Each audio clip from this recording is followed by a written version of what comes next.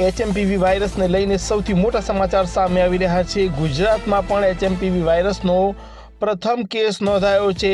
જે પ્રકારે માહિતી પ્રાપ્ત થઈ રહી છે, અમદાવાદ ખાતે જે બાળક છે તેની સારવાર આપવામાં આવેલી છે। 2 માસનું જે બાળક છે તેનો એચએમપીવી જે રિપોર્ટ છે તે પોઝિટિવ આવ્યો છે। દ્રશ્યોમાં જોઈ શકાય છે કે જે પ્રકારે બાળકનો જે રિપોર્ટ છે તેનું જે રિપોર્ટ એચએમપીવીનો જે પોઝિટિવ ડિક્લેરેશન છે તે સામે આવ્યું છે। અમદાવાદ ખાતે બાળકને સારવાર આપવામાં આવી રહી છે। બાળકને શરદી ઉધરસના જે લક્ષણો હતા, પરંતુ તેને જે રિકવરી ના આવતા તેને અમદાવાદની ખાનગી હોસ્પિટલ ખાતે ખસેડવામાં આવ્યો હતો। ત્યારે હવે જે બાળકનો એચએમપીવીનો જે રિપોર્ટ કરવામાં આવે છે તેમાં જે એચએમપીવી છે તે ડિટેક્ટેડ તે પ્રકારનો જે રિપોર્ટ છે તે સામે આવ્યો છે। એચએમપીવી પોઝિટિવ બાળકની જે લઈને હવે આરોગ્ય તંત્ર છે તે દોડતું છે। ગઈકાલે આરોગ્ય વિભાગ દ્વારા પણ જે એડવાઇઝરી જાહેર કરવામાં આવી હતી અને જે સાવચેતીના પગલાં રૂપે જે કહી શકાય કે જે નિયમો છે તે બહાર પાડવામાં આવ્યા હતા। ત્યારે હવે જે એચએમપીવીનો પ્રથમ કેસ છે તે ગુજરાતમાં નોંધાઈ ચૂક્યો છે। ત્યારે